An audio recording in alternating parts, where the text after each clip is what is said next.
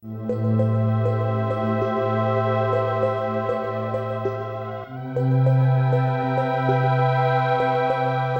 guys, welcome back to Lore and Tea, the chill club for all things geeky. Today we are talking about the anime My Hero Academia, as it has just finished up.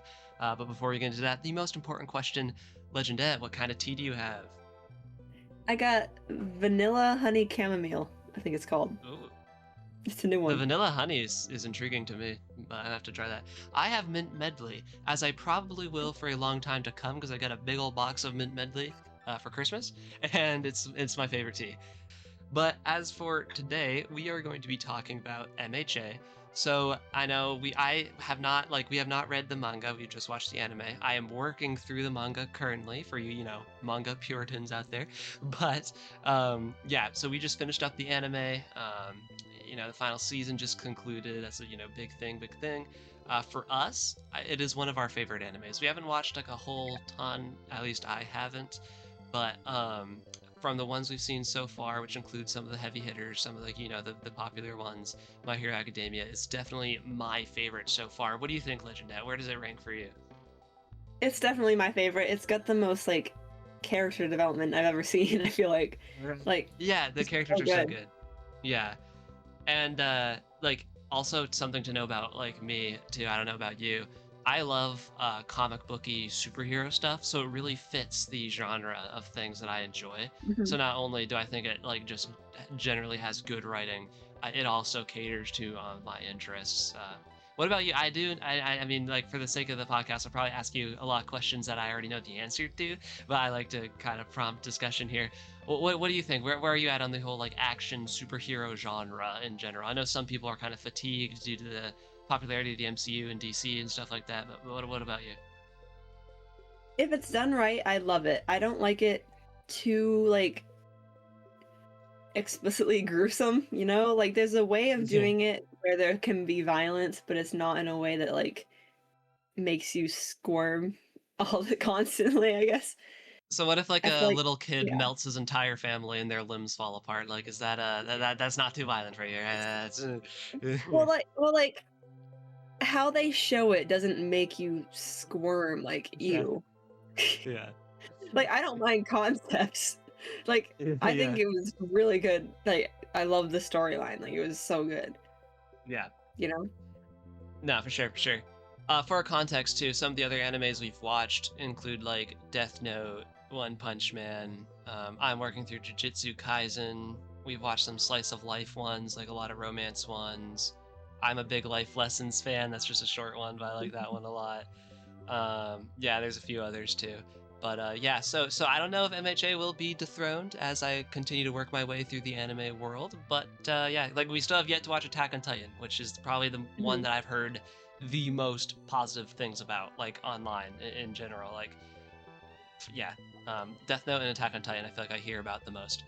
But yeah, so MHA, I feel like to kind of go through this here, I'm just going to kind of prompt discussion points as we go along to kind of keep us on track. But I do want this to feel like a very casual discussion. This isn't some sort of like scientific dissection or video essay or anything. This is just kind of like a casual talk back, like a very chill retrospective after two people that just finished the series. And sort of one of the things that I like to talk about in light of finishing something is favorites and least favorites. Thing that you liked the most, things that you liked the least. So I guess Legendet, what's your favorite thing about MHA? We've glazed it enough, but what's the top thing that you like about it? Oh, Hmm. like in general or a very specific I would one say this thing. question's very Because like general. This question's very general. Like just like when you think about the narrative or the plot or like just the anime, like what's your favorite part about the MHA anime? I mean, honestly, the growth of Bakugo, Katsuki Bakugo, that's just my favorite part. Just the arc of good old Kachan. Yeah, like he became a real one and like he's like I just love how him and Deku kind of realize how much they need each other in the end, you know? Yeah. No, that is peak. Yeah, the Deku and Kachan relationship is the best thing like ever. But yeah, um, Exactly. yeah, yeah. So I guess maybe if you were to zoom that out even more, you would just say character arc, character development. Yeah. The way All the characters are written characters, and grow. yeah. Yeah, really good at giving lore for every character that like is everybody. in the show. In a similar vein, I was literally just about to say the side characters feel enjoyable. Like, the side characters aren't Mhm. just props, like they feel very Yeah. good. Even some very smaller ones, they bother to make interesting, in some way. But like all of Class 1A is relevant to a certain degree. Most of them have personas that you can identify. A lot of them have histories that you can follow. Um, yeah. Like for instance, like I think a good example is Red Riot. Think of how little he's Oh yeah. actually in the show compared to the others, but they make you like him, you know? They Yeah. give him I really history like and Red Riot. fans talk about him too. Like I'll see on like Instagram and stuff. But same thing with Kaminari, like he's a likable dude. Like, but he's pretty you know, not much going on with him. And then of course the heavy hitters like you have Shoto, Bakugo, Deku, all those guys have insane amounts of character writing and Right. arcs and growth and histories and all that. Um, but yeah, I just like how nobody feels useless. I guess nobody feels like a prop. Society feels very real. So I guess just like the characters feel real because I do think for any story, something that like will make or break it for me is how attached I am to the characters. Like if the plot's good, Mhm. but I don't give a crap about the characters, I'm just not gonna like the show because I don't have a stake in anything. I'll just be like, all right, you know. Exactly. You don't really care that much about what happens. Yeah. And that's why like things like Spider-Man, I pretty much always like. Like some people complain about the current stories and stuff, which I will critique it and stuff. But no matter what, I always enjoy reading it because I just like the character of Spider-Man so much that even if the Right. story's bad, I'm going to read it and kind of like it, even if it's not that good. But just because so characters carry everything for me in storylines. And MHA just has such vibrant, real feeling characters, I guess. I've heard a lot of people say, actually, you know what? I'm not going to bring that up. That'll be its own discussion point after we move past this because I want to say things. I want to say things for actual discussion.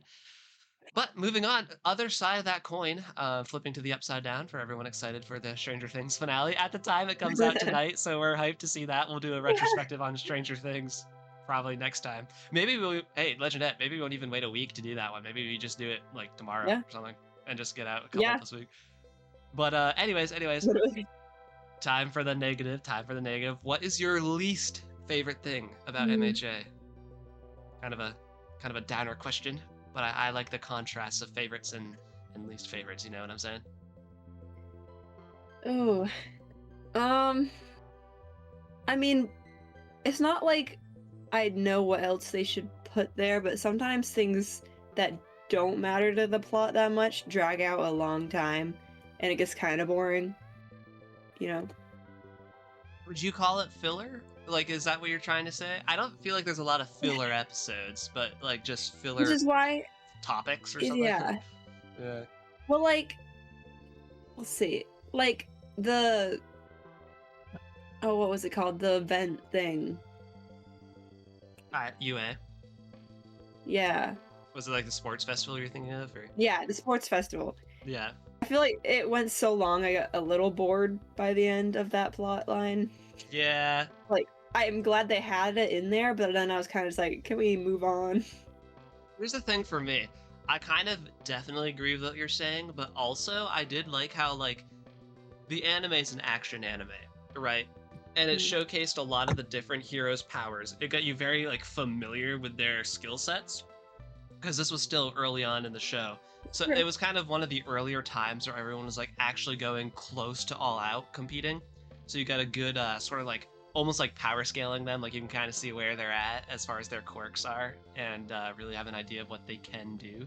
But it was also intercut with like for instance, that's where we first got the beginnings of the Todoroki family origin, right? True. Was when Which is Deku was why I was talking to like, Shota. yeah, which is why I was like, Yeah. I don't know what else you do. So I'm not like, oh, they should have done Yeah. that. I just kind of like, I, I did get a little bored in the end. I think yeah, I think it's just the nature of the time. Because think about like MHA is like really they have their fights last so long because Yeah. they reveal the plot through like the memories of the characters or the psychology of the characters and the flashbacks and everything that happens within a fight. Like like not most, but like a lot of fights, they'll last like half a season. But also plot developments and reveals will be happening within that fight that lasted like half a season Right. because it's intercut with all of these, narrative devices as well. And the sports festival, I feel like, is just an example of something that lasted for many episodes, like a fight or an action sequence that lasted many episodes. But since we weren't working with as much information as we were in, say, like season 5 and 6, it didn't Yeah, feel like true. as much storyline was actually developing. Which, you know, I do think at the time I was pretty. I like so.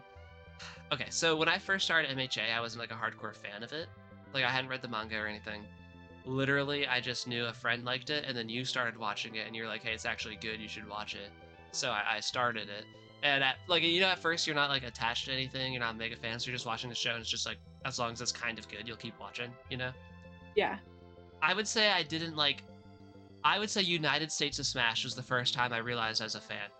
Like an actual fan. Like I always liked the show from starting it, but United States Smash happened halfway through season 3, and I feel like at that point, the sheer amount of excitement I had about that scene, and then how much I thought about it afterwards, I was like, oh, I actually love this show, you know? Um, Yeah. and I also watched it so fast that there wasn't a lot of time for me to truly, think about how much I liked it in between that, because it was that I would watch it on college nights. Like I would do my homework while watching some of the less plot heavy episodes, and I would just binge a bunch, in the study room or in my dorm or whatever. That in the nighttime hours, I'd be up to like 2 a.m. just watching the episodes. So I watched it through like pretty fast, like seasons 1 through 7. I watched really, really fast. Um, and yeah, so when I got to United States of Smash, that's when I had to look back and realize that I actually liked it. But before that point, Sports Festival was one of the things I did enjoy more, just because it was more high octane action. Like a lot of things happening thus far was with pretty small fry villains, or like just kind of standard school testing with the quirks, right? It felt very Sky High-ish. I don't know if anyone catches that reference, but I used to watch Yeah. Sky High. Um, and yeah, but Sports Festival felt special because, like I said, it felt like you were actually intrigued in seeing who was going to win, who was going to get ahead, who was going to try to keep the lead. Because one of my favorite things about any action thing, any superhero thing, is seeing the fantastical powers that each person has interact with each other. So you can kind of see like, oh, what is the creative combo that's going to happen? Like, what is the clash and the synergy? It's very fun to see. The Yeah. sports festival is one of the first big times we get to see that. So at the time of watching it, I remember telling someone like, "Oh yeah, I really like the sports festival." They didn't really understand why, but it was because I hadn't watched much of the rest of the show. And the more of the show I watched, the farther down on my list of like arcs or whatever you want to call it, the sports festival became, just because it is not a whole lot happened other than the festival. You know what I'm Right. saying? Um, Yeah. yeah, but so anyway, to get back on track, your least favorite thing you would just say is moments like that where it feels pretty like a long event, like a large collection of episodes for something that doesn't propel the narrative that much. Yeah. Yeah, fair enough, fair enough. My least favorite thing is not, I don't want to call it controversial, but I think a lot of people won't really care that it's absent. But I would say I would have liked more romance in the show. You know? Yeah, they'd have to start it right because they did not set themselves up for that, like on purpose, I think. Mm, But so I was happy to have no romance in it. It just felt like that was not the plot. But if they did it yeah. right, it could have been really cool because they kind of teased a bunch of different things. Yeah. So like it could have been good, but like they didn't do it in a way that would have been. And this could be weird if you construe it a certain way, so I'm going to explain myself after I say this. But this is a show about high schoolers, right? I feel like a staple of high school is developing romantic feelings for the first time. You know what I'm saying? Like, Yeah. I know it sounds weird for like an adult saying I need high schoolers falling in love in my show. But like what I mean by this is like in high school, that's when you're having like the first ability, I feel like, to even fall in love, like from an emotional perspective, even, like I feel like that's a big Yeah. part of high school for a lot of people, is the developmental stage of developing actual feelings for another person in a romantic sense. And I feel like that's why so many, even just sitcoms, but certainly drama shows, focus a lot on high schoolers and their romantic exploits, basically. And I was like, I guess since so much of the rest of the My Hero Academia was very centered around the coming of age aspects, I would have loved for a heavier romance subplots to be in it. Like, I wouldn't want it to take over the show, that's, but like romantic subplot. Like, again, to reference my GOAT, Spider Man, think of how important romance is to his like series, but yeah, it's still a subplot. Like it is still secondary to the adventures of Spider-Man, you know? It's true. Um, so I guess I would have really loved to see more of that, especially because I thought they were like very early on. They teased Deku and Uraka, right? Um, Yeah, like right away. When they first yeah, and met. so I thought it was going to be like not just that shit, but the theme of romance. I thought was going to be much more present. So I guess I was a little disappointed that it really wasn't. Like we like Oh. to joke that the most romance was between Endeavor and his wife, which is the most messed up thing you could ever possibly say. Yeah, well, even like I expected something at the end with Deku and Uraka, which they did. Like they held hands, I guess, Hmm. but like I don't Yeah. know. Even when it was like 8 years later, they weren't even together. I was like, okay, Yeah. well, Okay. all Yeah, right. I would have. Yeah, that was annoying to me. 8 years later, and there's no hint of anyone. Like that just shows how absent any kind of romance was actually from the plot. Like when Yeah, you're closing up your story, you zoom out 8 years later to show kind of where people went on to become and stuff, and you're not worried about revealing any kind of like romance. That I feel like it just goes to show that it was never meant to be important to the plot, which is fine. This is not a critique of the writing, but from a personal, you know, things that I like to see, I guess I would have preferred more of it. And the people I've talked to yeah. that I know about this haven't agreed, but it is just something that I would like to see. I love my romantic drama in my shows, so. Well, the thing is, Uraka, like we had that whole like episode where Uraka was like, she looked out the window at Deku training. I was like, oh my gosh, I'm in love with him, and Hmm. then nothing happened. Yeah. Like I don't know, just felt I like thought something at would the happen. end with the nighttime mountain scene, right, second to last episode, there was gonna be something, but it was just kind of like it just felt like a good friends thing. Like it felt like that It same did. scene could have happened with him and Bakugo, almost, right? Um, Yeah, but it was with Uraka, which I thought was a great scene. I just was like, again, no romance. Like that was just a very friendship right, bond thing that you could have done with any friend, and it would have made sense as if you were good friends. So right. yeah, I mean, it's not it's not a merit against or a demerit, however you say that, to the writing. It's just if I were to pick something at least favorite because I like so much about the show, it would just be the lack of romance. Like not even something that happened in the show, just the absence of romance. I guess would be my least favorite thing. Fair enough. Yeah. Anyways, moving on, moving on. Next topic of discussion, I feel like is a good segue. Favorite character. Bakugo. Yeah. He... I love All Might too, but I mean, I love all of them. Even like Deku, like is a great character. But, like Bakugo, like he's peak. Yeah. Um, would you like to care to elaborate? Care to elaborate? Sure. Well, when I actually, what's funny is I did not like Bakugo when I first met him, which I kind of think Yeah. we weren't supposed to. You're not supposed to. But He's Steve. He's Steve from yeah, Stranger Things. Yeah. yeah. But he was when he was first introduced, I was like, oh, that's obviously gonna be the bully guy who's always annoying in the plot. Like he's always gonna be just a Area. bully. Yeah. And then I kind of knew that they were gonna do something interesting with him, like after the first Deku kind of like saving him, right at the beginning, Yeah. because he just had that look in his eyes, like, I'm contemplating everything. You know what I mean? Yeah. Yeah. Yeah. And he like sort of almost apologized or thanked him. I don't even know what that was, but um, Yeah, that's the Kachan way. yeah, Like he shows up and you're like, you could tell something heartfelt was there, but you also don't know what you just like heard. Really, exactly. you're like, okay, somewhere Yeah. in there was a good intention thing. And then I But yeah. absolutely loved when they fought for the first like really fought for the first Hmm. time. Hmm. So Hmm. good, so good. top Mhm. top like maybe top 5 episodes for me was that end of season 3 fight between him and Deku. Holy crap, that was like one of my favorite things in all of anime. I think that was such a good It's like heartbreaking, episode. but in a good way. Yeah. And then one of my Hmm. favorite scenes was when he was vigilante Deku, and he came and he was like, Yes, he had bro. his whole Wait, speech. yeah, and That that was goes the so good. last one to get up to him, and he's like holding up. Yeah, Oh, so good. Yeah. Yeah. Okay, so here's the thing. For my favorite character, there's a lot I could pick from, because like I said, my favorite thing about it was that no characters felt like props.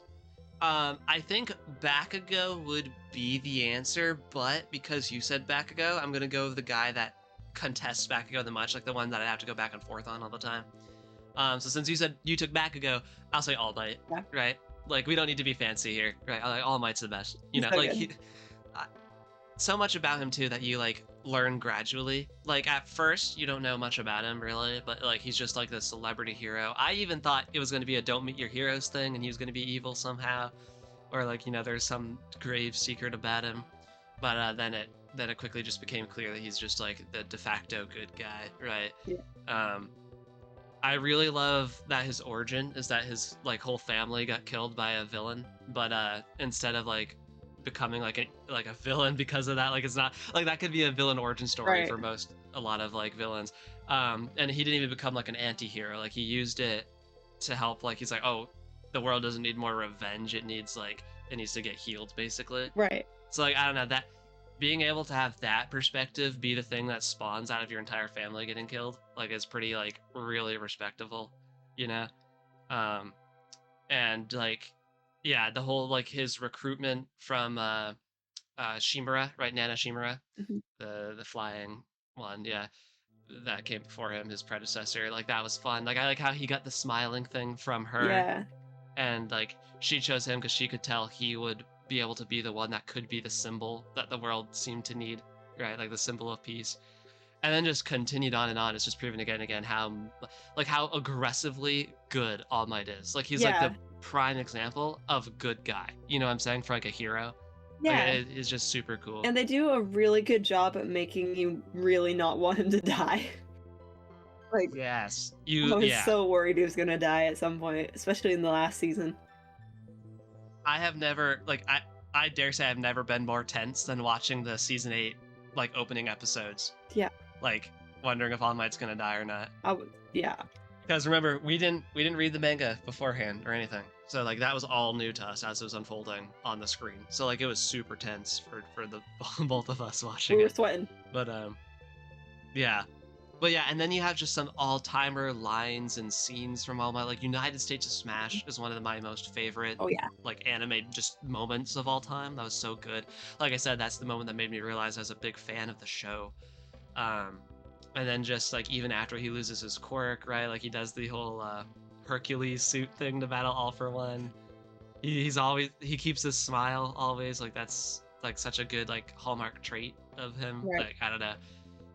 He's like, yeah, he's like one of those characters that just is a constant, right? Like it's not like he changes a whole lot. Like sure you could say, oh, Deku helped him to fight even when the odds are not in his favor, but like that's even just like that's a very minimal thing. I feel like that's learned pretty quickly. So other than that, he's a pretty like you could say static character because he doesn't change, but that's the cool thing about him, Right. you know? Like he's just the symbol of peace, and that's what he is for the entire show. Um, but yeah, and he again, the way he cultivates Deku and Bakugo, like we said, that's our favorite part of it. But he was like right involved with all of it, you know. Um, yeah, such a good character. Like yeah. So I'll go All for One. Not All for One. Oh my Oh, gosh, bro, wow. All for One's my favorite character. Actually, I was rooting for All for One. I was like, shame that he lost. Ah. If I was All for One, I wouldn't have lost. Oh. That's the difference between me and All for One. Yeah, yeah, no. I would have figured out how to win. Also, if I was Light Yagami, I wouldn't have lost. Yeah. Um. Anyway, yeah. So okay. So now it's time for the bad part. Least favorite character. Oh. Mm.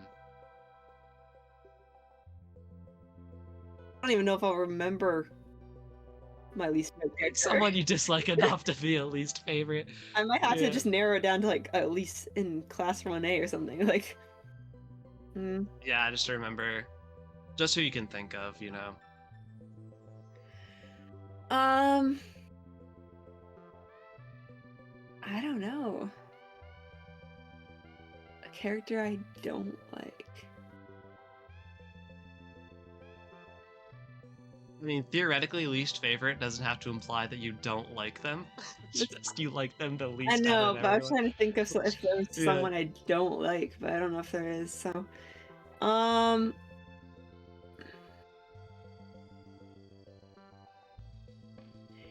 oh, I feel bad, but maybe the like animal Coda, I think is his name. Oh, Coda.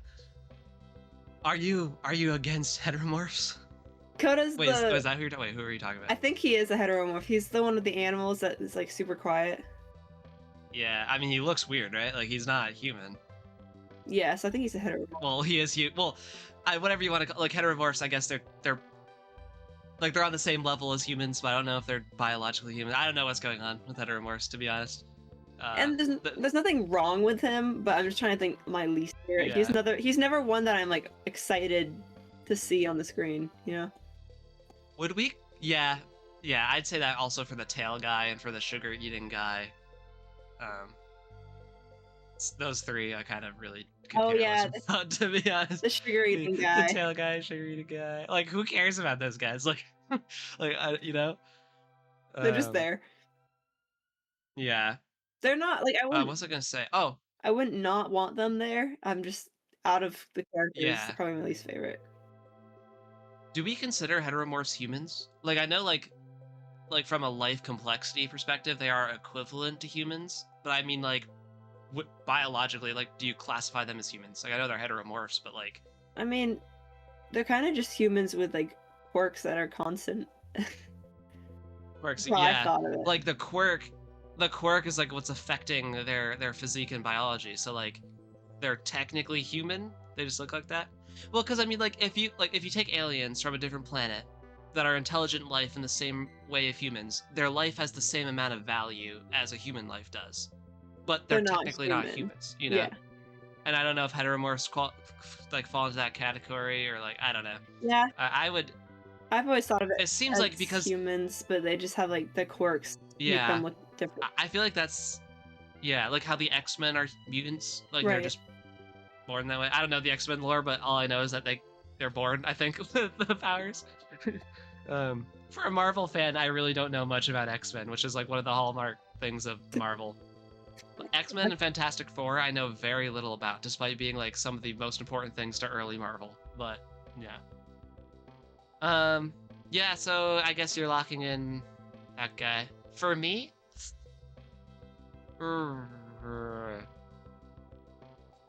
again, I feel like picking a least favorite doesn't mean you truly hate a character or want them out of the show. It just means out of the ones I can remember. Right. It's also ones I can remember. If you showed me some random one, Yeah. I'd probably be like, oh, I liked that one worse, but like, I can't think of every Joe that showed up in the show. So I might have to go with, you know what made me mad? The one from the movie, the fake All Might. What's his name? Dark Might, I think so. I think. You didn't like him? That ticked me off. It wasted potential. That plot could have been really good, and I feel like they fumbled everything about it pretty much. Like at the start, I was like, "Oh, this is intriguing," You know what and then it just went. Yeah. What? You know what I thought you were gonna say? The Wild Pussycats or whatever. Oh, the Wild Pussycats. I mean, yeah, like. Okay, so here's the thing. Okay, this is getting complicated. Picking a least favorite for me sometimes is like not who mattered the least or who really was just kind of weird or whatever. I like to try to find someone that I actively dislike because that would really put them in the running, you know? Yeah. Because, like, take for instance, you know, the magician guy, sort of? Wait, like, I don't. not magician. Who's the guy with the beard that does like the force field things? He sort of looks like a magician. I know to who me. you're saying. I'm trying to remember his name. It's like Yeah. majestic. I don't know. Yeah, something like that. Or even like the magician villain, to be honest, while we're on the topic of magicians, because he did like Really? nothing. But that guy's girlfriend, the little red-haired lady with the pigtails, the giant pigtail things, Yeah. didn't care for her. but it's not like I actively disliked her. Yeah. It was just all right. Like they were barely in the show, but they showed up at the ending, did a little contribution. That was cool. I liked the come around. Like, Deku helped, him not, do a terrible thing to UA back in season 4, and then season 8 he comes back to help, and it comes in handy. Right? I like that whole full circle thing. Mhm. But really, I didn't like him that much. I didn't like his girlfriend that much. But like, it's not like I hated that they were in the show. Right. Like they were fine. Why I'm choosing Dark Might is even less because of the character Dark Might, but how he was used. I feel like that could have been a really good story, and I just feel like it became bizarre and Fair enough. mostly pointless. Fair enough. I was hyped for it when I started that movie and I got the premise. I was like, ooh, this could go some very interesting ways from like a thematic perspective, from a narrative perspective, character arc stuff. None of that happened. It became it became really goofy real quick to me, and then it was just action from there. Yeah. I liked parts of the movie though, like the act. Oh, that was the most romance they've had.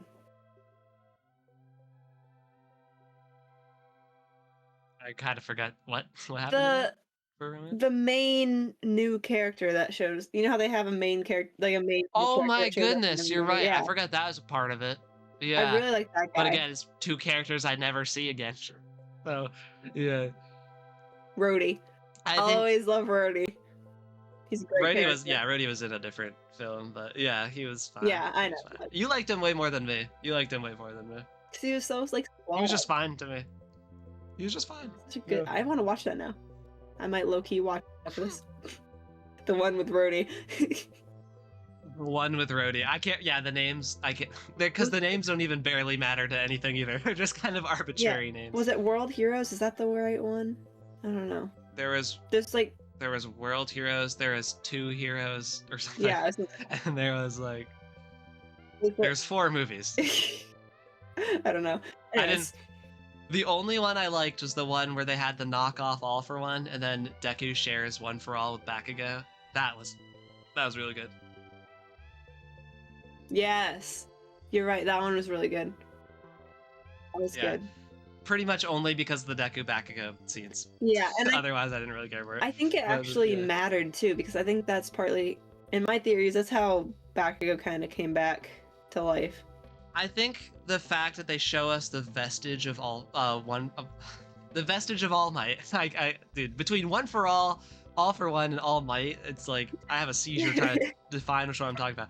But between the vestige of All Might, watching him as he was like dying, and then his card of All Might glowing as he stood up, exactly, I feel like implies there was a bit of One for All trickery going on. Exactly. And I do not care what you guys say or what the author says. In the anime, it seemed like it was implying that there's a little bit of One for All. It definitely was. In the ether around Bakugo, and I feel like that, like you said, it could stem from the fact that he once was sharing it. Like, he lost the memories of it. But, yeah. But yeah, so anyway. Yeah, that movie was okay just because of those scenes. But realistically, I wasn't a fan of any of the movies all that much. They were fine watches, but like, compared to the show, they barely mattered. They just felt like spin-offs for the sake of having movies most of the time, I loved them. The niece, the pseudo niece for All Might 2 would have been a perfect love interest. Oh my gosh, I know. But that went nowhere. Missed opportunity. Yeah. That would have been such a good shit. Huge whiff. To introduce her in that movie and then bring her into the show would have made that movie matter, and then it could have added the romantic subplot I wanted. Exactly. There could have been a love triangle with her and Uraka. That would have been peak. But I guess my grievance with the movies is that they didn't matter enough to the show. Like, I watched them, and then I watched the show, and I was like, did that even happen? It feels like you have to watch the show to get the movies, but you don't have to watch the movies to get the show, which just... You kind of know that no one important will die in the movies because they don't bring it up. Like, it wouldn't make sense. After you watch the first 2, you're like, okay, these barely matter at all. So then when you watch the next 2, you're like, there's no stakes. Like, I'm like, what's actually gonna happen here? Like, nothing really,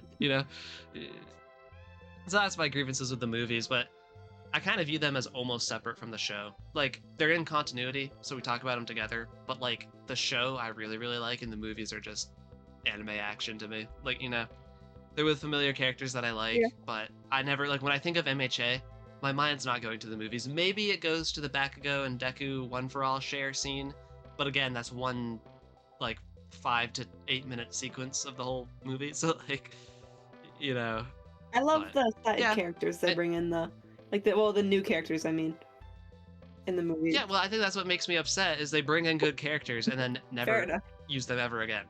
Like, oh, pseudo All Might niece gone, Rhodey gone. Like, you know, Yeah, fair enough. Fair enough. um, I still love them. yeah. I mean, they're fun. They're good. I'm gonna watch them if I'm watching through the MHA series. But, They like, did reference them in the final season, they're though. out there. They referenced them. Yeah, yeah. Yay, reference in the last season. It shows they matter. They sure mattered. They sure. I mean, at the same time, I get that you don't want to be like a Disney Plus situation where you have to watch like 8 years of series content to have like understand what's going on in like the movies.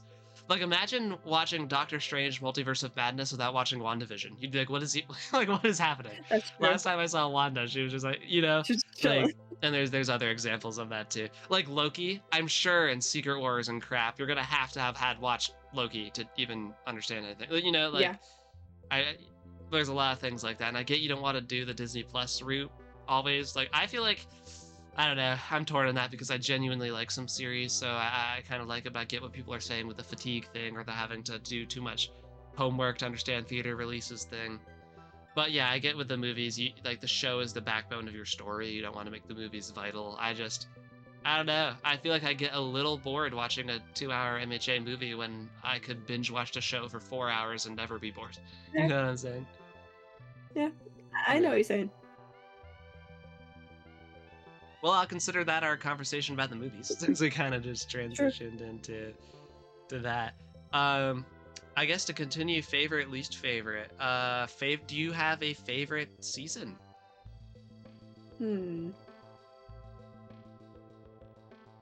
Probably the one where they're fighting Shigaraki when he comes back from that like tank. He like wakes up. Yeah. It's probably my favorite. First half of season 6, right? I believe. It might be the second half. No, second half is Oh, Vigilante. you're right. Wait, okay, all of season 6 is my Yeah. favorite though, because I love Vigilante. Okay, yeah. All of That is season the second 6. half of season 6, right? It's not No, I think season you're 7. right. Yes, I forgot about that. I think you're right. So all of season 6 Yeah. is my favorite. That's just my favorite season. Okay, yeah. And I've got no notes. Season 6 is my favorite as well. Mhm. Like that, the action was peak. Some character moments was peak, like when Bakugo saved Deku from the spiky things that And Shigaraki he's Yeah. like, I didn't think, I just moved. and when Aizawa was cut his cool. leg off. Yes, Aizawa, yeah, gets hit with the anti like quirk nullifier or whatever. Instantly, dude, that's a man right there. Cut your own leg off like without even a second thought. You're Yeah. just like, It that was so instant. good. And then the Bakugo hospital scene where he's going to Oh, see yeah. Deku was sweet. That's He so shouldn't even be able to move. He's like, Deku. Dagger, no, you Yeah. die. If you die, I'll kill you. And then, of course, Vigilante Deku arc was so Okay. good. Especially another great Bakugo Deku scene. Now I want to watch that again. Season 6 is just, yeah, season 6 was where it's at. Season 5 is really good though too, because it had the My Villain Academia arc, and you got all the origin stories of the villains, which was really good. That was so good. Oh my gosh, I was not expecting it either. It just came and I was like, Yeah, getting Shigaraki's origin is like you can't come back from that. You're like, holy Like, crap. dang. I wasn't like Shigaraki at the beginning. I wasn't totally expecting to be the main villain either. I thought he was just part of that villain group invading the the base, the gym thing, whatever the heck Right. it was in season 1. But then as it goes on, you realize like, oh, this is All for One's successor, right? Yeah. Like this was paralleling how All Might is getting Deku as his successor, and then you learn more about him, and like then his origin story just hits you. You're like, holy crap! Like you're expecting it to be dark at that point, but like that is like really dark. I know. Like the reveal of what the hands were, you're like, oh, that's what the hands were the whole time. Like that was. I know. If I go That back, was really really. if I go good. back to like season 1 or whatever, whenever he comes in and watch it, I'm gonna be like, oh, Yeah, that's what that was. it's so haunting. It's so haunting now. Yeah. Yeah, so I guess like I would say who's our favorite villain, but I think it just has to be Shigaraki. Oh yeah, Like, what definitely. answer are you gonna give? Like It the favorite villain, has if to it's be. not Shigaraki, like, yeah, the tragic villain, like holy, not like, yeah. And then All for One is a great villain too, but I mean like he's all for one. Yeah, You know, less character development. wants to rule the world, wants everyone to think about him, Yeah, is probably like literally psychopathic. You know, yeah. doesn't seem to feel emotions properly. It is, and then Dobby. I feel like Dobby would be the Well, next Hall of yeah. Fame villain. He'd definitely be my Yeah, second favorite. They're both good. Toya Todoroki. Who do you think is a more understandable villain, Dobby or Shigaraki? Who are you more sympathetic towards in their Shigaraki. their tragic origin story? Poor Yeah, Shigaraki. they are both very, very dark slash tragic origin stories, but Shigaraki, I feel like, is just there's an extra layer of Like, yeah, like absolute depravity that involved with the Shigaraki. yeah. But yeah, I feel like um, Dobby's could have been helped if it was in the right yeah, situation. He was just in a really bad family situation. really bad family, and yeah, like yeah, and like the childhood trauma thing really affects like how like what your subsequent actions. But it does feel like Dobby could have not gone into the forest and trained till like he was basically dying and then set the whole thing on fire, right? Like, Exactly. like I get that it was like what happened to him was Endeavor's fault, right? It was the dysfunctional slash abusive family situation that cultivated Dobby's trauma and his response to that trauma. But technically, he could have chosen not to do that, technically. With Shigaraki, All for One, the reveal that All for One was puppeteering his He had no entire choice. existence just feels like, what? Yeah. And actually, we'll talk about that for a minute, because I know we both particularly didn't like that reveal. But nonetheless, the reveal was that All for One was an extreme puppet master over even Shigaraki being born.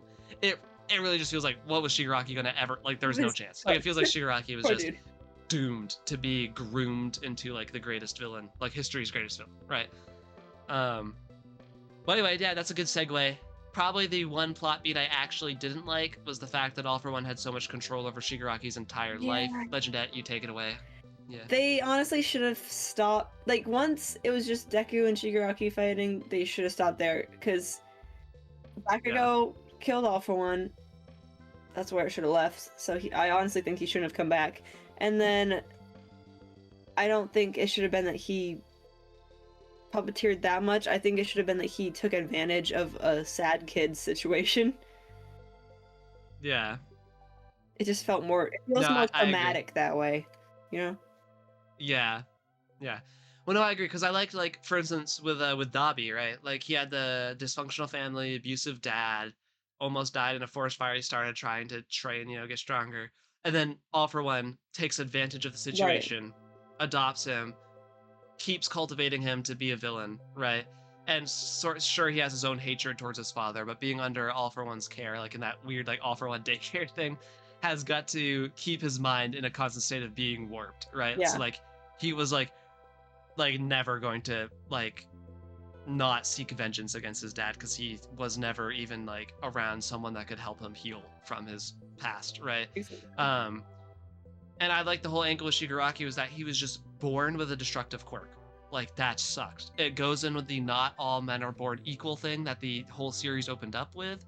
It goes with that the sometimes you're screwed by circumstance. Luck can get you. And then it's like what the people around you do with that luck. And oh, you were born into a bad quirk, a bad situation. Your family made it worse. And then you're not helped by anyone else as a child. And then what found you? Well, the clutches of evil found you, right? And then they groomed you to be a villain, right? Being that All for One literally incepted the idea into his dad's mind to give birth to, like, to have another kid. Like, technically he was born because All for One seeded that idea in his dad's brain. Then All for One gave him, like, manipulated a quirk from someone else to be the decay quirk, Yeah. gave that to him, knowing that it would eventually cause him to kill his entire family. Then, after that event happens, then take him. It just felt like it just felt like All for One. Like it felt like nothing was unlucky for Shigaraki. It just felt like it was always All for One, which there again, this like I said about the romance thing, this isn't necessarily me complaining about the writing. I get the whole like master tier villain, the puppet master, the fact that these evil powers that be before you were even born are doing everything they can to manipulate and control your life from like the from conception, right? Like so that like I get all that. I get that the themes of that are good also. I just preferred that it was, more Yeah, played into the not all men are me born too. equal, and then, you know, It would have, like, oh, what happens? Oh, the light didn't find you, the dark did first, right? Like, yeah, yeah, it would have gone with the Doomsday Quirk theory thing too, with like him just being born with true. decay. Quirks are escalating. Yeah. Would have gone well with that. Yeah. So anyway, not bad writing. I just preferred what we do originally. I also didn't like that All for One was able to fully possess his body at the end, basically. And then it became Deku fighting All for I One. know. I really, really liked the Bakugo Deku duo, being that Bakugo takes on All for One and Deku takes on Shigaraki, because Deku was the successor of All Might, Shigaraki the successor of All for One. Those two fight, and then Bakugo, who's trying to, pay his debt to All Might or be like All Might, right? Fighting All for One, which was All Might's arch nemesis. That paired really, really well. And the Bakugo fight still went really good and everything.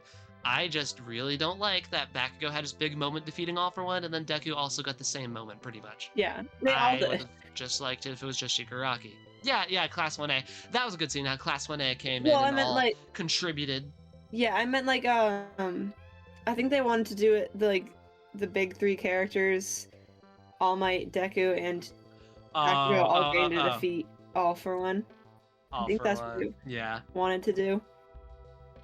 Yeah. And yeah, I can see that angle, but I don't prefer it. Me I don't neither. prefer it. Yeah. Not everyone like they really that yeah, those like sequence of reveals really made it clear they wanted to hammer home as All for One being the main villain. Like All for One is the main villain, not Shigaraki. Shigaraki's the I don't know, like apprentice villain. Yeah. You know, he's the Darth Vader to the Emperor. You know, both main villains, but one is the actual puppet master.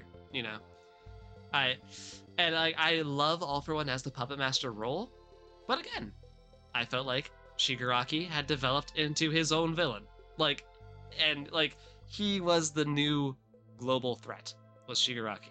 All for One was a huge part in his creation and origin story, and now Shigaraki's the villain. They're sort of dueling at the end. Bakugo gets All for One, Deku gets Yeah. Shigaraki. I like that way better, Me too. and I didn't like so.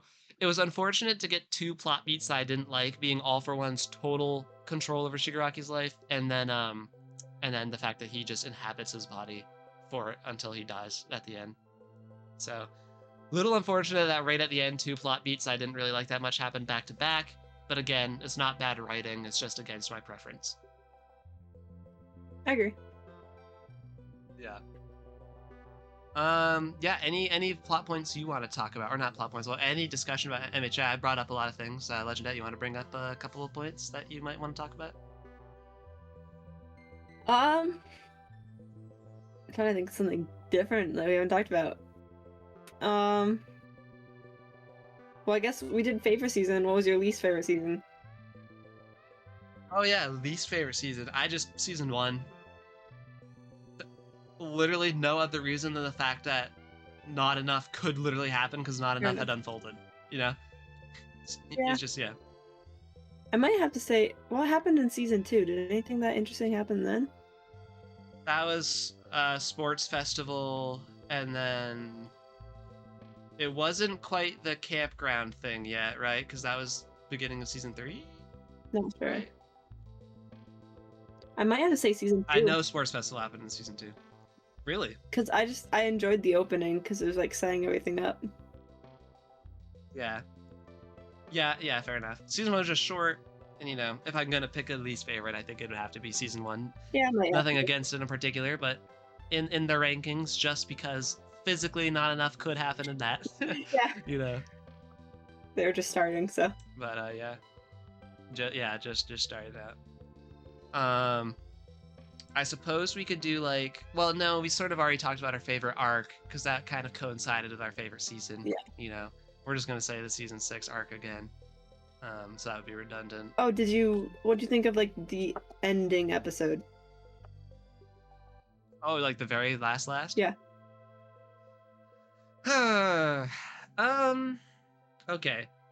Sometimes with shows like these, I imagine a lot of things that I want to happen, and when they don't, I feel disappointed, even though there was never a promise that they would happen. Do you know what I'm saying? Yeah. I imagined so many different iterations of the finale, and none of them really came to fruition.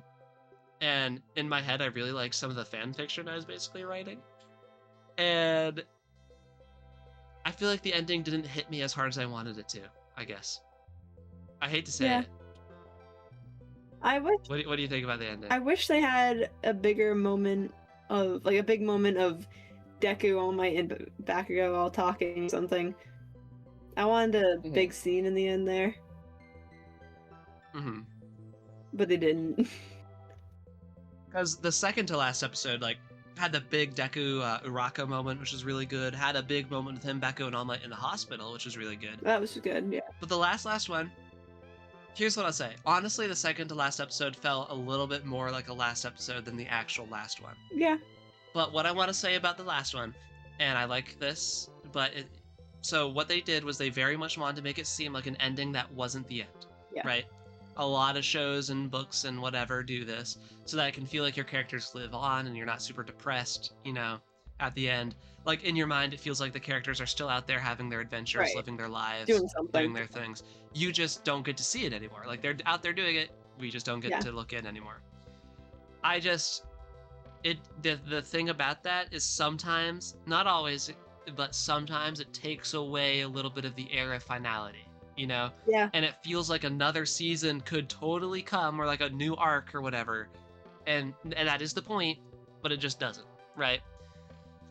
And I feel like especially with the 8 years forward thing, I don't know. Like it didn't really feel like a lot of status quo had truly changed. It just felt like the world was in a better place, which is how it should feel after you defeat the big villains and stuff. I totally get all that.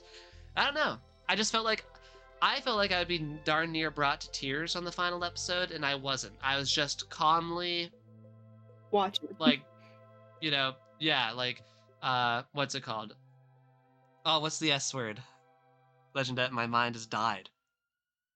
What am I trying to say?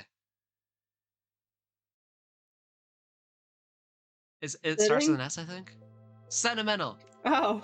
It was very, yeah, sorry, I actually had a stroke or something. Holy, I could not think of that word.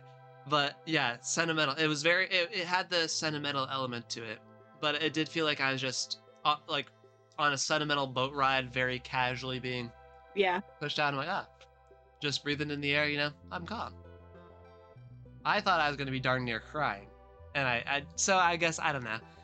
I was more so like that in the second to last episode. I really liked how they wrapped up the Todoroki family thing. That's nothing to talk about. The Todoroki family.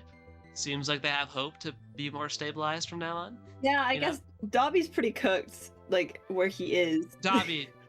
Dobby's going to die soon. Dobby is like the consequence of Endeavor's past mistakes, right? Yeah. Dobby is the eternal reminder, in addition to the wife's condition and Shoto's scars. But I mean, like, for like really grim tragedy, Dobby is the eternal consequence of Endeavor's past. But I feel like they've kind of made up. I think it's evident that Endeavor truly has changed. He's truly going to forever be pursuing the arc of redemption, and I feel like the family can be more stabilized now. Maybe not a happy, you know, Christmas around the Christmas tree family, right? But like something. I feel like they can find peace with each other's existence, and I think they'll do what they can to help one another, you know, from now on, which is as happy of an ending as you can get with a family for such a traumatic beginning. Yeah. But, you know. Ooh, I have a thing. Do you think All Might, plot-wise, not just because you like him, should have died? Oh, that's a question. All right. First up, I want to say I really did not want him to die. like not answering your question directly yet, just personally watching the show, I was on the edge of my seat, not wanting him to die. I was biting my fingernails, right? Like I was like scared watching those finale, because normally I'm in it for the plot, so sometimes I'm like, oh, I kind of want this character to die for the plot, you know? But All Might, like, I just love the guy so much. I was really like, I don't want him to die. Like, I found myself in the moment, I was truly rooting for him to survive.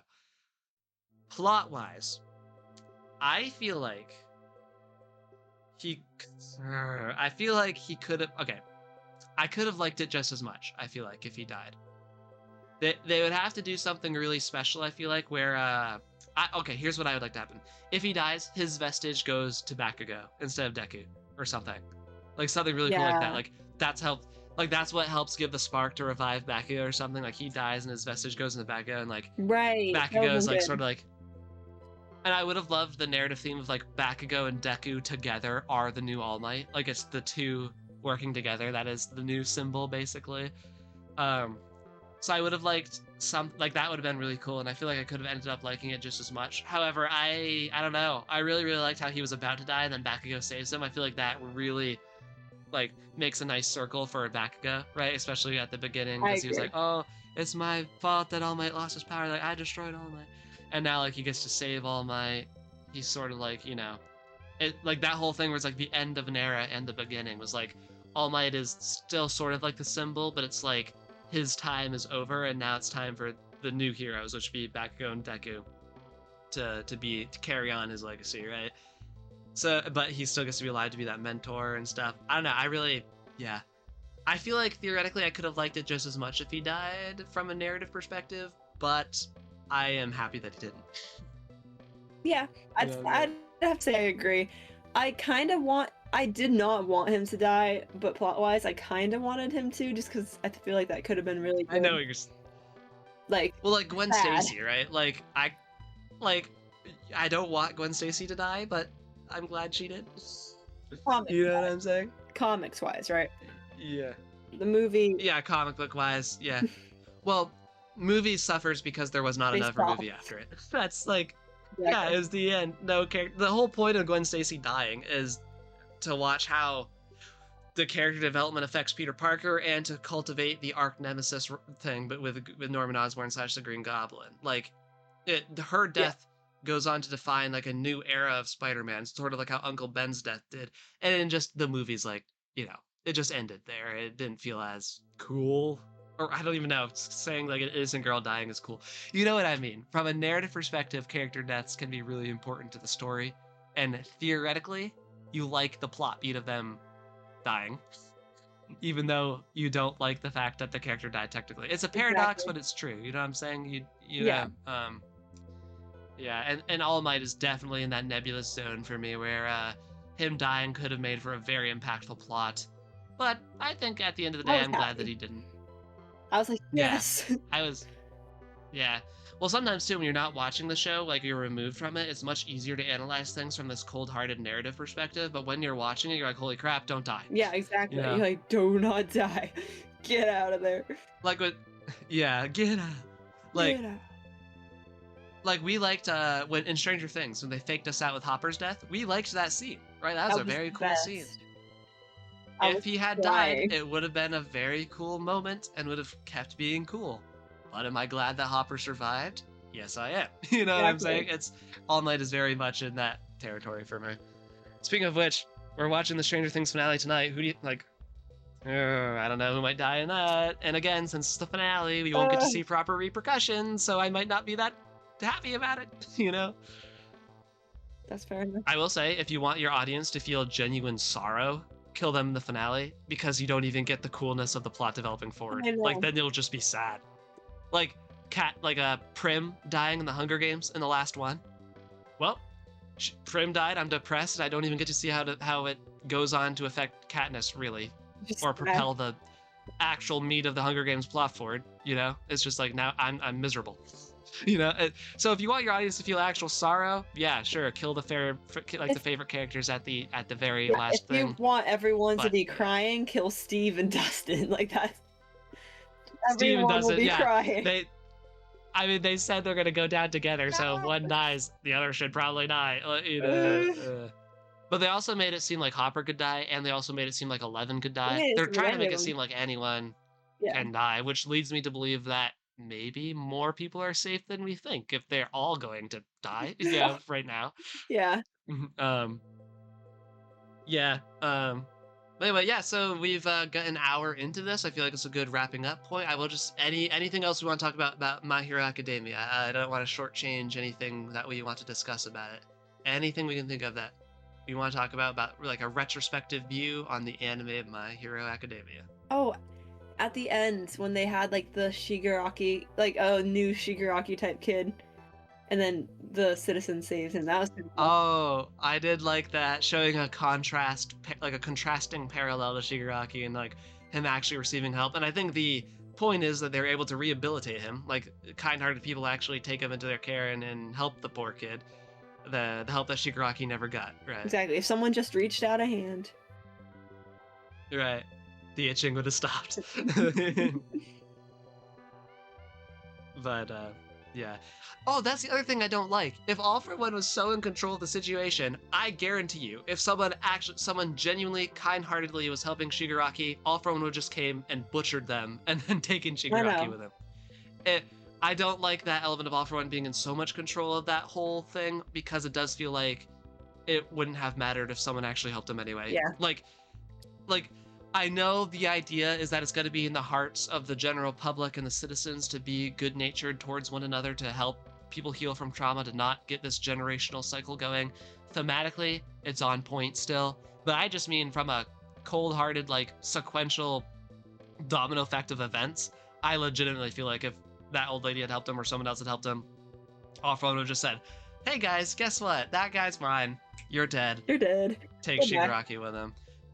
He probably would have manipulated it to make it seem like Shigaraki killed them again or something, so Shigaraki could not feel like All for One is the one killing him. Because All for One wanted Shigaraki to have that complex where he felt like All for One was like his like savior in a weird, twisted sort of way. You know? It's almost like yeah, you know, like Stockholm syndrome, where you're a kidnapper, you start to fall in love with them or start to really respect them or whatever, or like genuinely care for them. Yeah. It was like a weird version of that, because like he adopted him at such a young age and then groomed him from there.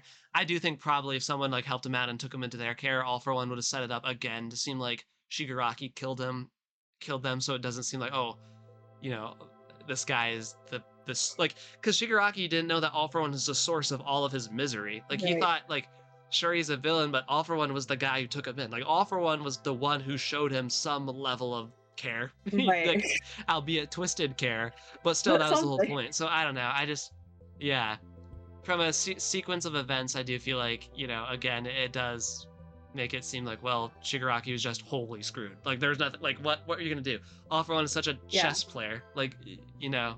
But yeah. Do you feel like anybody actually, so, you know, this is a good, actually, I just thought of something to talk about this. Do you think anyone had plot armor? And do you think it was reasonable in the way in which villains were defeated? I thought it was good. I was happy, I think, with all the villains. I can't believe Dobby survived, but I'm happy. Yeah. Well, I mean, they said he's gonna die soon. Right. Like, in the thing, so yeah. I mean, like, so you know how sometimes it feels like a character survives just because they're a main character, or it feels like just because they're important to the plot, they weren't like killed or substantially injured, and sometimes it feels like the villains were defeated just because the point of the story was good beats evil, and it doesn't really seem. Was there any instance of that? Like, do you think any of the heroes had plot armor and any of the villains had like plot disadvantage ever? I think what's his name? The like lizard villain. I'm surprised. Spinner. I was surprised that he survived some of that stuff. Loki. Yeah. I mean, I was happy. I loved how he did like the manga at the end or something, the comics, whatever they were doing. That's cool. But yeah, I was surprised he survived. Some of the Class 1A, I'm surprised they're in Class 1A. Not gonna lie. Again, sugar eating guy, tail guy, animal guy. Are you elites? I don't know if you're elites. like, how did they pass the exam is my question. How did they get enough points? Oh, Mineta? Mineta. I'm surprised he Yeah. passed the Yeah, he's a exam. little underpowered too, it feels like, To you pass know? that, yeah. Like, what? Yeah. Yeah. I think it was brilliant to have Shigaraki's hatred be a big thing that ended up being one for all for one's, yeah, all for one's downfall. Mhm. Because like the whole thing of all for one is he's cold, he's calculating, he barely feels anything. He's in it for the chess game, Right. right? Like he's in it for the master plan to feel like he's superior, to feel like he's winning, and in control, right? And then the thing he does to be like his trump card, like the Shigaraki's hatred that he spent so long cultivating because he himself couldn't feel enough hatred to be that powerful, right? Um, is the thing that ends up imbuing like that those hatred feelings into him that makes him less logical in the final fight, right? I felt like that was brilliant because it gives like a reasonable lens into his downfall, also stemming from his own creation, you know? I really liked that element of it. Yeah, it was good. Yeah. Because if he wasn't so fueled with that hatred, I genuinely believe he could have killed All Might pretty efficiently or just ignored him Yeah. and gone over, oh, hi, Deku, you're fighting Shigaraki, you're dead because you can't beat two of us. Also, Bakugo, you don't have enough time to get back up, you're dead. Like, you know? Exactly. And then everyone's dead. So, I yeah. genuinely, so I really liked that it was his hatred that he cultivated in Shigaraki influencing him to lose, basically. I really think that was cool. That was good. Um, That was good. So yeah, I don't think there's a ton of plot armor in the show, all things considered, for the heroes and whatnot. I do think it genuinely cared about making things feel reasonable Yeah. for how fights play out and stuff. Most of the time, I'm sure people could cite some examples of malarkey, but plot's got a plot sometimes, you know? Yeah, exactly. Yeah. But yeah, My Hero Academia, at present, is my favorite anime. So, You know, I'm sure if that changes, we'll let you know in another episode. But um, anyone who calls it cringe, I feel like is using the sins of the fan base against it a little too much. Like, and honestly, what I've learned is every fan base is cringe too. Like, if you look into fandoms of anything remotely nerdy, it gets cringe really quickly. And I feel like MHA is a like just suffers from that from a PR perspective sometimes. But I feel like people who genuinely watch it through, at least even if it's not for you, if you don't like it, I feel like could acknowledge that it's a well-made anime or well-written manga. You know? yeah. It's, yeah, Yeah. ignore the fan base. It gets pretty cooked sometimes out there. Yeah. But yeah, I genuinely feel like it's well written. I disagree with any of the people being like it's one of the lower tier animes or it's just cool because it's popular or whatever. I think it is genuinely well crafted and written and made, and the animation obviously is also very often top tier. Like I love the animation Oh, in yeah. it, and for the anime, but yeah, and the artwork and everything. Yeah, definitely my favorite anime at present. I am sad that it ended, but I'm also glad that it ended well. Some series last too long and they lose their way for, as the later seasons happen. Never once happened to My Hero, you know? Um, what started good was always good, ended good. Some things, obviously, I'd prefer to be a bit different, but that's, subjective. Yeah, my favorite anime. We'll have to see if things like, Attack on Titan dismantles it. I don't know. Yeah. We haven't watched some of the all-timers yet. But yeah, probably next time, guys, we'll be talking about Stranger Things because we'll have watched the finale of that. That's That might come out crazy. sooner than a week. We usually do once a week, but yeah, I'm excited to watch that. We'll do probably Stranger Things retrospective, and yeah, our personal channels. We don't advertise them much. Legendet has a personal channel. I have a personal channel.